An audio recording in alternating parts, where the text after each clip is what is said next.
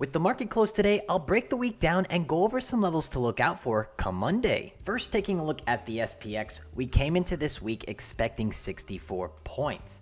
4,038 played our upper edge. You see on Monday, we were negative. Tuesday, we were still negative. Wednesday, we tried to get going, closed negative. And then Thursday, we just exploded to the upside, coming just 18 points shy of hitting that upper edge. We did have some trade go on today. When we take a look at these S&P futures here, we had some data come out. We had a non-farm payrolls number for the month of March come out, 916,000 jobs. We look at the unemployment rate and it was at a 6%. So unemployment and data numbers are ticking in the right direction.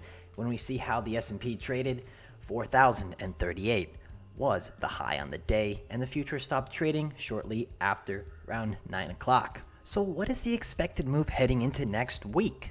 Well, for that, we'll go over to the SPX, we go over to the trade tab, and we take a look for 7 days out. That will be next Friday.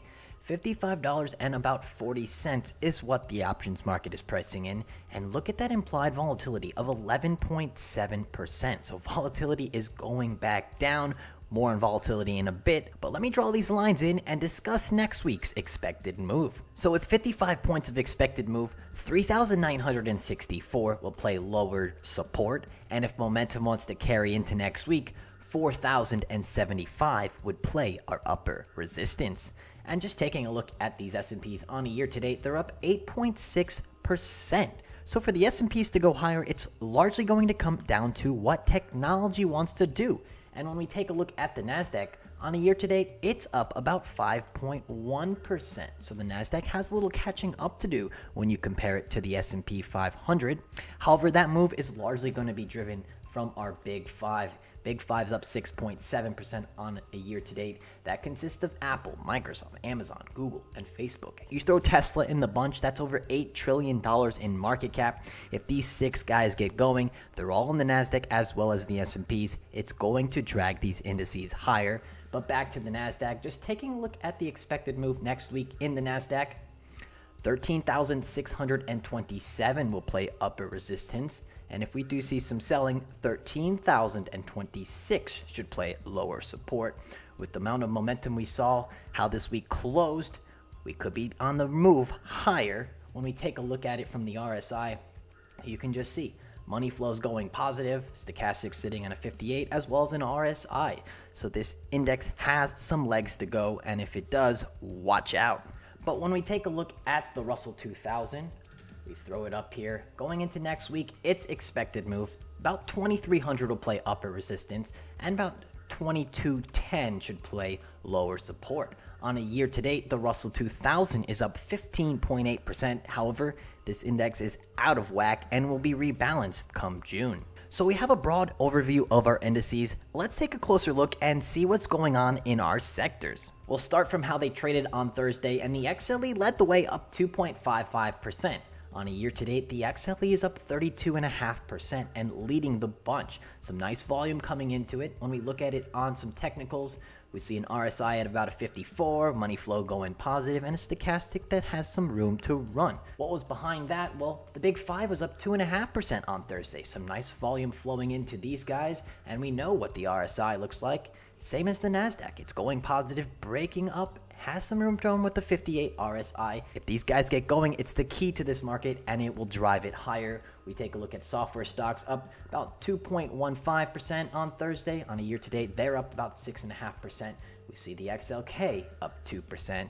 On a year to date, it is up about 6%. So clearly in today's tape, growth stocks and energy led very strong. We even had the financials that are up 18.5% on the year, finished yesterday up about 1.2%. We look at some technicals on this thing. Financials, money flow breaking positive here, stochastic 55 and an RSI of 58. And lastly, we saw the industrials that were green about 1/3%, breaking up higher. We just look at this thing consolidating near all-time highs. On a year to date, the industrials are up 14.3%. But then we have the flip side. We saw healthcare down about 1/3%, and it's up about 3% on the year. It was our consumer staples that are up a little under 2% on the year, was our worst sector on Thursday, down about 0.5%, some big volume coming in it, potentially seeing rotation into those growth stock names. So we have a broad overview on what's happening in the equity market, what's going on in the bond market. And taking a look at these bonds, they traded today till about noon, up 4 basis points. But for the most part, these bonds are trying to put in a floor here. If the bonds get going, it could definitely fuel a broad-based market rally. When we take a look at some of the technicals on this thing, money flow's going positive, RSI is sitting at a 41, stochastics at a 56. Just appears nobody wants to buy these bonds. If the bonds do get going, however, it's going to prick the yield. Taking a look at the 10-year yield, sitting at a 1.67. It got as high as a 1.76. We could be potentially putting in a double top here. If yield comes down, that's going to signal bonds rallying.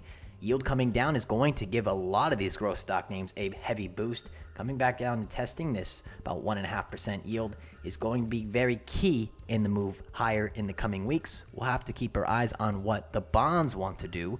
But over in volatility land, taking a look at these VIX futures, down about 5.5% on Thursday's session, below a 20. When we take a look at the VIX index, it's sitting at a 1733.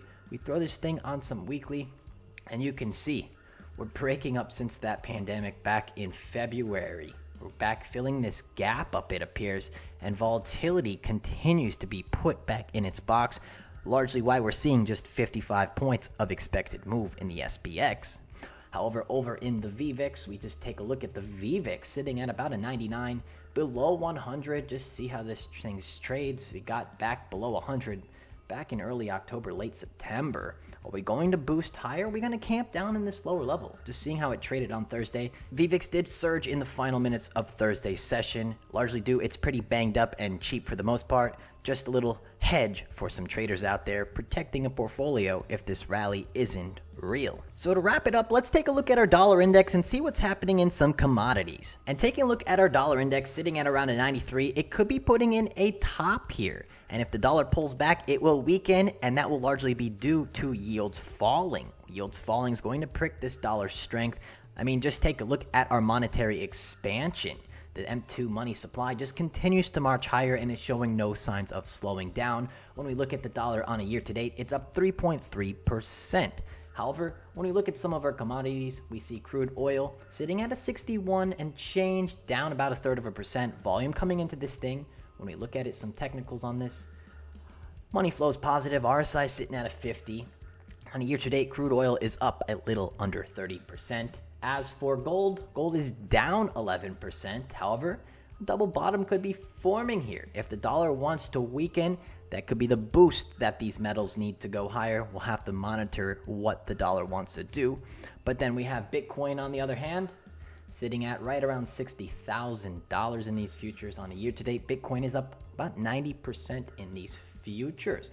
I want to take a little bit closer since it is trading. I'll show you some of my trading view charts. Now this is my Coinbase chart, and I want to point out there is a crossover right around here. This is right around April 2nd, which signals this weekend could be very volatile. And just be seeing how it's been moving. This 59.5 has been fairly good for the most part. If we get going and break up to this area, we could be sitting at, look, the 62K. Next thing you know, 64.8 in Bitcoin come Monday. I don't know if we're going to get this aggressive of a move. 67.6 would be the next level. Looking at it on Binance, this 57.9 has been fairly strong since about May 30th. Going higher, 64.2 is the next Fibonacci on this chart. As well as Bitstamp, we can see this fork right here at around 60K. So breaking that psychological 60 could get a lot of FOMO, as all-time highs is around 61.7. We could just break through this. Next line is up here, which that's around 68.5. So Bitcoin has been consolidating and could be on a move much, much higher. We'll have to see how it trades, but holding about 57, 58K over the weekend would be a win come Monday. There you have it for the stock market breakdown. If you're a bull, you have to love what's going on across the board. And if economic data numbers keep improving, it's going to put the Fed in a very sticky spot. However, we could be in the midst of the next leg higher. But remember, we're just expecting 56 points in the SPX with volatility very low. Don't expect much of a move. However, when you take a look at that M2 money supply, it shows no sign of slowing down. And when we have the cost of capital increasing at 25% annually, if you're not making 25% on your investments, you're losing purchasing power. There's a saying that goes, cash is trash, and when we have our government doing irresponsible fiscal and monetary spending, we're killing the value of the dollar, which makes it a very scary future for dollars. If you enjoyed the video, don't forget to leave a like. Any comments or questions? Where do you see the market going? And if you watch this far, I really love to do these breakdowns. Show some love and hit that subscribe button. It will really make my day if you guys can take some time to do that. But on that note, I will see you guys in the next one. Have a great night. Take care. Peace!